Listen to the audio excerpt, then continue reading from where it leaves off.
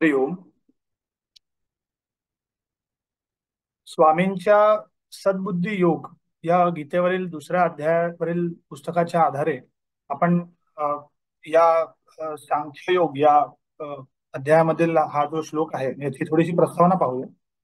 पहिल्या अध्यायामध्ये दोन्ही सैन्यांच्या मधोमध श्रीकृष्णांनी रथ उभा नेऊन केला आणि त्यानंतर अर्जुन आपल्या स्वजनांकडे पाहतो आणि तिथे त्याच्या मनात स्वजन प्रेमातून युद्ध निवृत्तीचा मोह उत्पन्न होतो. स्वामींनी दुसऱ्या अध्यायावरील पुस्तकात म्हटलंय की अर्जुनाच्या या युद्ध निवृत्तीचे पहिले 4 टप्पे हे प्रथम अध्यायात पूर्ण होतात आणि त्यावर भगवान श्रीकृष्ण अर्जुनाला कुतस्त्वा कश्मलमिदं विषमे समुपस्थितम म्हणजे अकीर्तिकारक असा मोह तुला आणीबाणीच्या वेळी कुठून प्राप्त झाला असं म्हणून आणि त्याचप्रमाणे क्लैब्यम मास्म गमः पार्थ म्हणजे हे पार्था नपुंसकत्व म्हणजे नामर्दपणा दुबळेपणा किंवा अपुरुषार्थ या हीन अवस्थेकडे जाऊ नकोस असा जहरी शब्दांचा प्रयोग भगवान श्रीकृष्ण करतात.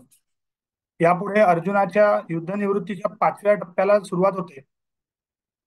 भगवान व्यासांनी श्लोक क्रमांक 4 ते 9 दुसऱ्या अध्यायामध्ये कव्हर केला आहे आणि यामध्ये 7व्या श्लोकामध्ये अर्जुन भगवान श्रीकृष्णाचं शेवटी शिष्यत्व स्वीकारतो आणि 9व्या श्लोकामध्ये मी लढणार नाही असं सांगून तो स्तब्ध. आणि यानंतर भगवान श्रीकृष्ण अर्जुनाला समजावायला सुरुवात करतात आणि या सांख्य योगाला सुरुवात होते. 72 श्लोकांच्या अध्यायामधील 11 ते 30 हा एक विभाग म्हणता येईल आणि हे विश्व ज्या तत्वावर आधारित आहे त्या परमतत्वासंबंधीच्या ज्ञानधारणा हा सांख्ययोगाचा विषय आहे. संख्या म्हणजे मोजणे, गणना करणे, तसेच स्पष्टीकरण देणे किंवा विचार परीक्षण करणे हेही या शब्दाचे अर्थ आहेत. यावरूनच सांख्य हा शब्द आला आहे. परमतत्वाच्या स्वरूपाचं आकलन व्हावं म्हणून आत्मज्ञानी पुरुषांनी व्यक्त केलेल्या ज्ञानधारणा म्हणजे सांख्य. या ज्ञानधारणांनी तत्वस्पर्शी होण्याच्या प्रक्रियेला सांख्य योग असं म्हटलंय. आता आपण श्लोक पाहूया. श्लोक क्रमांक 14 भगवद्गीता नित्यपाठ. यम हि न व्यथयन्त्येते पुरुषम पुरुषर्षभ सम दुःख सुखम धीरम सो मृतत्वाय कल्पते. अर्थात भगवान अर्जुनाला सांगत आहेत की हे पुरुष श्रेष्ठा, दुःखात सम म्हणजे स्थिर असणाऱ्या ज्या धीर म्हणजे विवेकी पुरुषालाही विषयांची आकर्षणे व्याकुळ करू शकत नाहीत तो अमृत तत्वाला म्हणजे ज्ञानप्राप्तीला पात्र होतो. स्वामींनी त्यावर असं म्हटलंय की मी अमृत असे चैतन्य तत्व आहे. ज्ञान व्हायला अंतःकरण तेवढे योग्य हवं. त्यासाठी प्रथम सर्व द्वंद्वांत स्थिर राहण्याचं सामर्थ्य मिळवलं पाहिजे. तू असा धीर पुरुष हो. भगवद्गीता अध्याय 2 सांख्ययोग यामधील हा श्लोक आहे आणि या आधील श्लोक म्हणजे अध्याय 2 श्लोक 14 हा सुद्धा स्वामींनी गीता नित्यपाठात समाविष्ट केला आहे. मात्रा स्पर्शास्तु कौंतेय शीतोष्ण सुख दुःखदाः आगमा पायिनो नित्यान तां तितिक्षस्व भारत. यामध्ये भगवान अर्जुनाला सांगत आहेत, हे कौंतेय, शीत उष्ण अशा द्वंद्व संवेदनांतून सुख आणि दुःख देणारे इंद्रिय आणि विषय यांचे संयोग परिवर्तनशील आणि अनित्य आहेत. तू ते सहन कर. स्वामींनी यावर म्हटलंय, शरीर सुखाला अवाजवी महत्व न देता अंतःकरणाने कर्तव्यनिष्ठ राहून शरीरानेही योग्य वर्तन करीत राहणे आणि आकर्षणांना बळी न पडणे म्हणजे सहन करणे होय. त्यामुळे ध्येय मार्ग अबाधित राहतो. म्हणजे आधीच्या श्लोकामध्ये म्हणजे अध्याय 2 श्लोक 14 यामध्ये काय करायचं आहे ते सांगितलं आहे आणि अध्याय 2 श्लोक 15 म्हणजे पुढच्या श्लोकामध्ये त्याची फलश्रुती भगवानांनी सांगितली आहे. अनित्य, अशाश्वत आणि येणाऱ्या जाणाऱ्या परिवर्तनशील अशा सुखदुःख देणाऱ्या सिच्युएशन्स आपल्या मानवी आयुष्याचा भागच आहेत. It is part of our life journey. ते सर्व सहन करून जो मनुष्य विवेकी राहून स्थिर म्हणजे साक्षीभावाने आपल्या आयुष्याकडे पाहतो, जो त्यात मग्न होऊन विषयांशी सतत निगडीत होऊन राहत नाही, असा विषयांनी व्यथित न होणारा पुरुष किंवा ती व्यक्ती ही ईश्वर प्राप्ती म्हणजेच आत्मप्राप्तीला पात्र होते असं भगवान म्हणतात. आपण जेव्हा एखाद्या नोकरीसाठी अप्लाय करतो तेव्हा जॉब डिस्क्रिप्शन सोबत एक एलिजिबिलिटी क्रायटेरियाही दिलेला असतो. फॉर एक्झाम्पल, एखादी व्यक्ती ग्रॅज्युएट असायला हवी किंवा पोस्ट ग्रॅज्युएट असायला हवी किंवा एक सर्टिफाईड ती व्यक्ती असायला हवी किंवा अमुक एका वर्षांचा अनुभव त्या व्यक्तीला असावा तरच ती व्यक्ती त्या जॉबसाठी अप्लाय करू शकेल असा तो एलिजिबिलिटी क्रायटेरिया असतो. त्याचप्रमाणे या श्लोकामध्ये यम हि न व्यथयन्ति येते या श्लोकामध्ये भगवान आपल्याला ईश्वर प्राप्तीचा एलिजिबिलिटी क्रायटेरिया सांगत आहे. आता भगवान स्वतः एखाद्या गोष्टीचा एलिजिबिलिटी क्रायटेरिया सांगतायत म्हणजे ती गोष्ट किती महत्वाची असली पाहिजे याचाही विचार करायला हवा. आपल्याला स्वानुभव नसल्यामुळे आत्मप्राप्ती काय, त्याचे महत्व काय हे आपल्याला समजत नाही, परंतु सद्गुरूंकडे, संत चरित्राकडे पाहून आपल्याला ते समजू शकेल. स्वामींनी पुस्तकात म्हटलंय, भगवान इथे अर्जुनाला पुरुष श्रेष्ठा असं म्हणतायत तेव्हा केवळ त्याला गौरवण्यासाठी पुरुष श्रेष्ठा म्हटलं नाहीये, तर तर परमतत्वाच्या प्राप्तीसाठी आंतरिक सामर्थ्याचा विलक्षण विकास करून घेऊन पुरुषश्रेष्ठ होण्याचं एक आवाहनच भगवंतांनी अर्जुनाला केलेलं आहे. आता या श्लोकाचं थोडं विश्लेषण करूया. यामध्ये सम दुःख सुखम धीरम ही महत्वाची ॲबिलिटी सांगितली आहे आणि यम हिन व्यथयन्ति हा त्याचा परिणाम सांगितलाय. म्हणून मागील श्लोकांमध्ये भगवंतांनी जोपर्यंत ही ॲबिलिटी डेव्हलप होत नाहीये तोपर्यंत तू ते सहन कर म्हणजे ताम तितिक्षस्व भारत असं सांगितलंय. स्वामींनी म्हटलंय सम दुःख सुख धीरम म्हणजे सुख आणि दुःखात सम म्हणजेच स्थिर असणारे अशी ती व्यक्ती. सुख आणि दुःख त्या व्यक्तीसाठी सारखी आहेत असा त्याचा अर्थ होत नाही. तर कुठल्याही व्यक्तीला अनुकूल परिस्थितीत सुख आणि त्यातून आनंद आणि प्रतिकूल परिस्थितीत दुःख म्हणजेच वाईट वाटणं, विरह होणं हे अगदी स्वाभाविक आहे.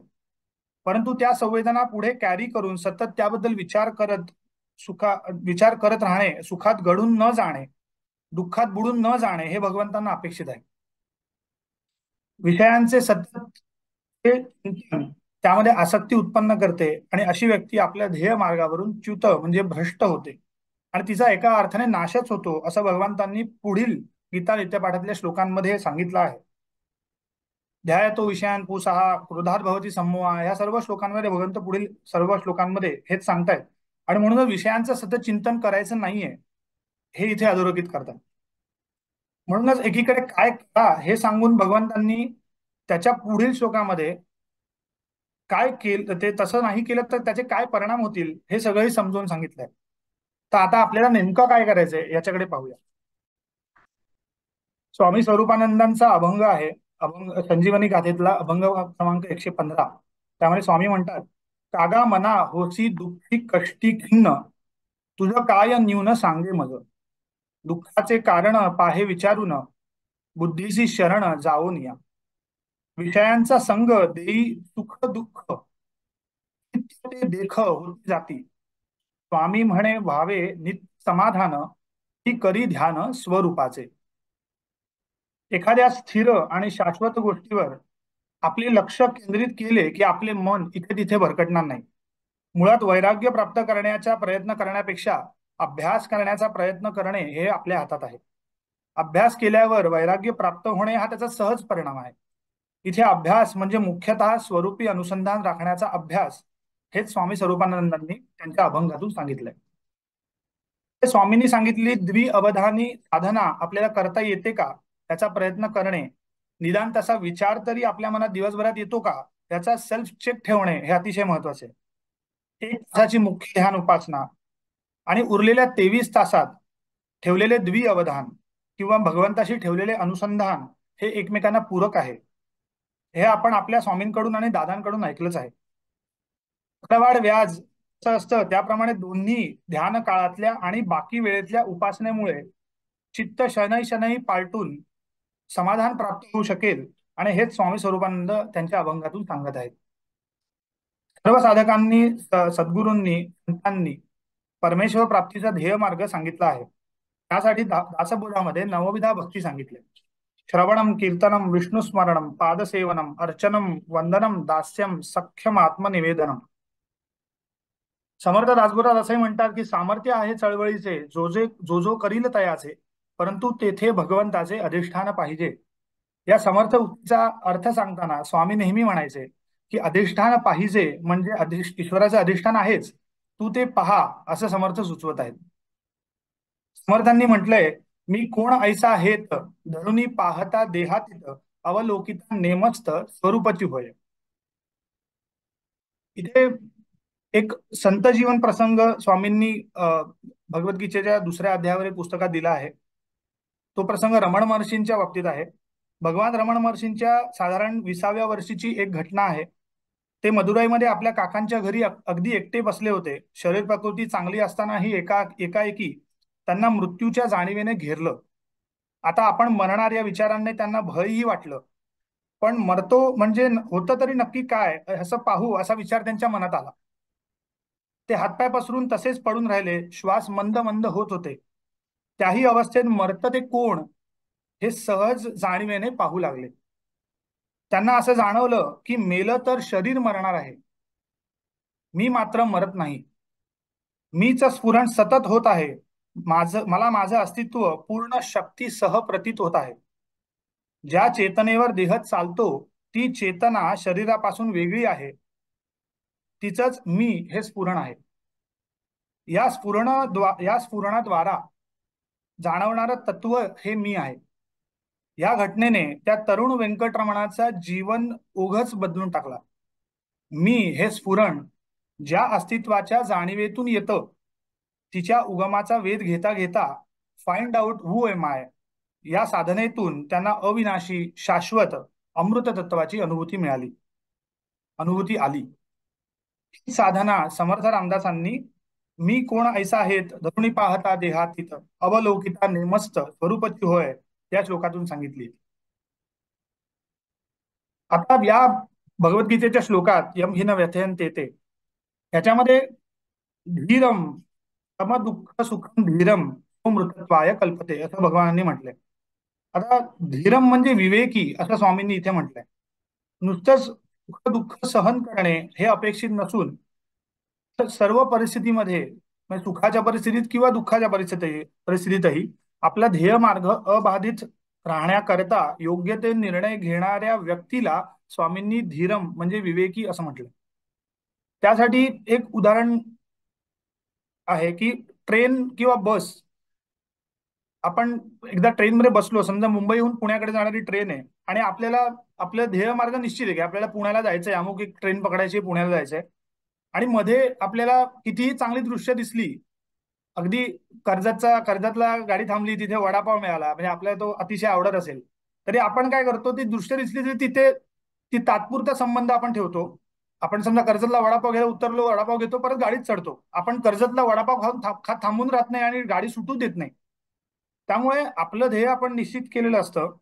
एखादी छान गोष्ट दिसली किंवा व्यक्ती जरी आपली आवडती व्यक्ती जरी आपल्याला त्या प्रवासामध्ये ट्रेनच्या बाहेर दिसली तरी आपण उतरून तिच्याशी बोलायला जात नाही. फार फार त्या व्यक्तीला लांबून हात करतो किंवा त्याला ग्रीट करतो किंवा अगदी फोन करतो, पण आपला मार्ग मात्र आपण सोडत नाही. त्याचप्रमाणे आपला जो साधना मार्ग आहे हा कुठल्याही आपल्या ऐहिक परिस्थितीमुळे न सोडता साधना मार्ग निश्चित माहिती झालाय, सद्गुरूंनी तो सांगितलाय, तो साधना मार्ग आपल्याला निश्चित अवलंबत राहायचंय, हेच या उदाहरणावरून आपल्याला दिसतं. आज एक माझ्या बाबतीत घडलेला प्रसंगही मला इथे नमूद करावा असं वाटतो.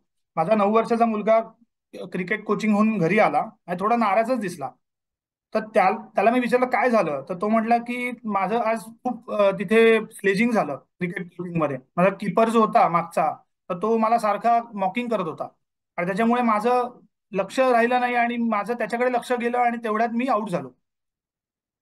तर हे त्यामध्ये मी त्याला तेच सांगितलं आणि माझा नेमका स्वाध्यायाचा विषय तोच चालू होता की तिथे लक्ष न देता आपण आपल्या बॅटिंगवरती आणि येणाऱ्या बॉलवरती फोकस करायचा आहे. आणि तो तो फोकस करताना आपल्या अवतीभोवती कोणी काही बोलत असलं तरी त्याच्याकडे लक्ष द्यायचं नाहीये. आणि हाच त्या क्रिकेटमधला जो काही भाग आहे हा आपल्या जीवनाशी निगडीत आहे की बाकीची परिस्थिती कशी असली तरी आपण आपल्या साधनेवरून च्युत म्हणजे भ्रष्ट व्हायचं नाही. याच अध्यायामध्ये एका श्लोकात 41वा श्लोक आहे, त्यामध्ये भगवान म्हणतात की व्यवसायात्मिका बुद्धी रेकेह कुरु नंदन बहुशाखा यनंताश्च बुद्धयो व्यवसायिना. व्यवसायात्मिका म्हणजे स्वामींनी निश्चयात्मक असं त्यामध्ये म्हटलंय. आपलं हित नक्की कशात आहे याबाबत पूर्णतः क्लॅरिटी आल्यावर माणूस आपला मार्ग सोडत नाही आणि आपल्या ध्येयापासून च्युत होत नाही. इथे धीरम म्हणजे विवेकी पुरुषाबद्दल म्हटलं आहे ज्याची बुद्धी ही निश्चयात्मक आहे. यम हिन व्यथयन्ते ते याचं उदाहरण आपण स्वामी स्वरूपानंदांच्या चरित्रामधून पाहूया. स्वामी स्वरूपानंदांना जेव्हा तरुण वयामध्ये मलेरियाचा तीव्र धक्का बसला, आघात झाला, तेव्हा प्रकृती त्यांची इतकी खालावली की लोकांना वाटले की आता यांचे अंत्यदर्शनच आहे. पण बाबा देसाईंच्या औषधामुळे दुसऱ्या दिवशी त्यांच्या प्रकृतीत सुधारणा होऊ लागली आणि लोकांना धीर आला. पण ह्या आजाराच्या तीव्र धक्क्यामुळे आप्पांना म्हणजे स्वामींना 6 महिने अंथरुणावर अक्षरशः पडून पराधीन होऊन लागलं होतं, पराधीन व्हावं लागलं होतं. हे 6 महिने स्वामी सतत सोहम ध्यानात मध्ये मग्न असत. आजार म्हणजे आध्यात्मिक साधनेची मोठी पर्वणीच जणू काही स्वामींना मिळाली होती. या काळामध्ये स्वामींनी अमृतधारा काव्याच्या 1-2 साख्या त्यांनी स्वतः लिहिल्या. 6 महिन्यांनी प्रकृती सुधारणा झाली नसली तरीही आजाराची तीव्रता मात्र कमी झाली होती. यानंतर आप्पांच्या प्रकृतीत सुधारणा होईल असे काही वाटत नव्हते. याची सर्वांना चिंता लागून राहिली होती. पण आता स्वामींना मात्र कसलीच चिंता नव्हती. सर्व चिंता त्यांच्या समूळ नष्ट झाल्या होत्या. अनुग्रह झाल्यापासून 12 वर्ष जी साधना सद्गुरूंनी आप्पांकडून म्हणजे स्वामींकडून करून घेतली ती आता फलद्रूप झाली होती. त्यावर ज्ञानेश्वर महाराजांची ओवी आहे, म्हणतात, नित्यरूप पार्था ओळखावा सर्वथा, जो या इंद्रियार्था नागवेची. सद्गुरूंचं वर्णन करताना रामकृष्ण परमहंसांनी एक जहाजाची गोष्ट सांगितली आहे. ती गोष्ट इथे सूट होते, कारण इथेही तेच म्हटलंय की जो स्थिर आहे, समसुख समदुःख सुखम धीरम, असा व्यक्ती जो सुखदुःखात स्थिर आहे आणि जो विषयांच्या आकर्षणांमुळे व्याकुळ होत नाहीये, हिनं व्यथयंत येते. तेव्हा सद्गुरूंचं वर्णन करताना रामकृष्णांनी उदाहरण असं दिलं होतं की एखादी होडी असेल छोटी, तर ती समुद्राच्या लाटांमुळे कदाचित ती होडी बुडेलही किंवा बुडली नाही तरी ती लाटांमुळे भरतीकडेच भरकटत जाण्याचा संभव असतो, लाटा जास्त असतील तर. त्याप्रमाणे आपल्या आयुष्याची जी होडी आहे तीही, आपला ध्येयमार्ग आपण निश्चित जरी केलेला असला सामान्य माणसाने, तरी आपल्या आयुष्यामध्ये काय घडेल काय नाही हे आपण सांगू शकत नाही. त्याच्यामुळे त्या संसार सागरामध्ये काय लाटा येतील त्याप्रमाणे आपली होडी कुठेतरी वाहवत जायची शक्यता असते. परंतु सद्गुरूरूपी मोठ्या जहाजाला समजा ही होडी बांधली, तर ते जहाज आपल्याला बरोबर आपल्याला योग्य मार्गाने घेऊन जाईल आणि आपली होडीही त्या जहाजाच्या बरोबर त्या योग्य मार्गाने चालत राहील आणि ती आपल्या ध्येयस्थानापर्यंत नक्की पोहोचेल. तर हे उदाहरण सांगताना असं वाटतं की सद्गुरूंशी जोडलेलं राहणं, स्वशी जोडलेलं राहणं हे अतिशय महत्वाचं आहे. आपण दिवसभरामध्ये जी साधना करतो त्याच्यामुळे स्वामी स्वरूपानंदांनी सांगितल्याप्रमाणे द्विअवधान ठेवण्याचा प्रयत्न तरी करणं, तसा विचार तरी मनात येणं आणि तसा प्रयत्न करणं. आपण समजा रेग्युलर ट्रॅव्हल करत असू तर ट्रॅव्हल करताना आपण बसनी ट्रॅव्हल करत असू, आपण समजा ट्रेननी ट्रॅव्हल करत असू, तर थोडासा स्वशी संलग्न राहण्याचा प्रयत्न करणं. आणि समजा आपण बाईकनी किंवा कारने ट्रॅव्हल करत असू तर थोडंसं भगवत नाम हे जाताना येताना घेण्याचा तेवढ्या वेळात प्रयत्न करणं हे महत्वाचं आहे. गोंधळकर महाराजांनी जसं म्हटलं की कामाच्या वेळेला तुम्हाला जरी नामस्मरण घेता आलं नाही तरी कामाच्या सुरुवातीला आणि कामाच्या शेवटी जर नामस्मरण घेतलं तर ते कर्म हे तुमचं नामातच होईल, असं गोंधळकर महाराजांनी म्हटलंय.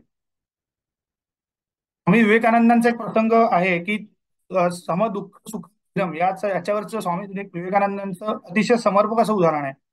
स्वामी विवेकानंदांची त्यांचे वडील गेल्यानंतर परिस्थिती ही परिस्थिती खालावली होती. त्याच्यानंतर त्यांच्याकडे म्हणजे अन्न नाही अशी परिस्थिती आली होती आणि रामकृष्णांना ती परिस्थिती पाहवली नाही.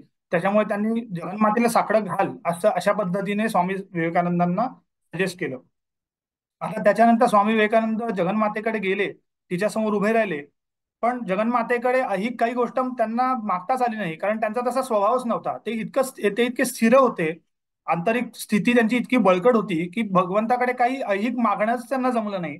आणि जगन्मातेकडे त्यांनी भक्ती ज्ञान वैराग्य हे मागितलं, जे त्यांच्या आंतरिक साधनेसाठी पूरक असं होतं. त्याप्रमाणे भास्कर पाटलाचा प्रसंग स्वामींनी गजानन महाराजांच्या पुस्तकामध्ये सांगितलाय की भास्कर पाटलाला जेव्हा शेवटी कुत्रा चावलेला असतो, त्याच्या आयुष्याच्या उत्तरार्धामध्ये कुत्रा त्याला चावतो, त्याच्यामुळे त्याचं म्हणजे त्याचा उत्तरार्धच आलेला असतो आयुष्याचा. आणि तो गजानन महाराजांना पूर्ण शरण असतो. तेव्हा गजानन महाराज त्याला म्हणतात की चल आपण तीर्थाटनाला जाऊया. तर तो म्हणतो की महाराज नाही, तुम्हीच माझी काशी आणि तुम्हीच माझा रामेश्वर, तर मला कुठे तीर्थाटनाला जायची इच्छा नाहीये. तर इतका तो महाराजांशी समरूप झालेला असतो, एकरूप झालेला असतो. महाराजच त्याला म्हणतात की नाही, तीर्थाटनाचा महिमा हा नक्कीच आहे आणि ते त्याला तीर्थाटनाला घेऊन जातात. जेव्हा ते त्याला तीर्थाटनाला घेऊन जातात तिकडनं परत येताना जवळच असलेल्या एका गावामध्ये त्याला तिथे महाराज बसायला सांगतात. ध्यान मुद्रेमध्ये त्या अवस्थेत सुद्धा तो बसतो आणि त्याला शेवटी महाराज मुक्त करतात. तर या सर्व प्रसंगामधून दिसतं की हे सर्व भक्तजन हे आपल्या सद्गुरूंशी, ईश्वराशी आणि स्वरूपाशी हे जोडलेले असले पाहिजे. त्याशिवाय एवढी स्थिर स्थिती प्राप्त होणं काही शक्य नाही. मागील आणि या श्लोकामध्ये परमतत्व अनुभवण्याची योग्यता कशी आणि कोणाला प्राप्त होते हे भगवंतांनी सांगितलंय. आणि आता ह्याच्या पुढच्या गीता नित्यपाठाच्या श्लोकांमध्ये तत्वाचं वर्णन हे सुरू होणार आहे. तर ते आपण पुढच्या स्वाध्यायामध्ये पाहूया. स्वामी कृपेने स्वचं सदा अनुसंधान राहो, आपला ध्येय मार्ग हा अबाधित राहो, स्वामीचरणी प्रार्थना करतो आणि माझा स्वाध्याय संपवतो. हरिओम.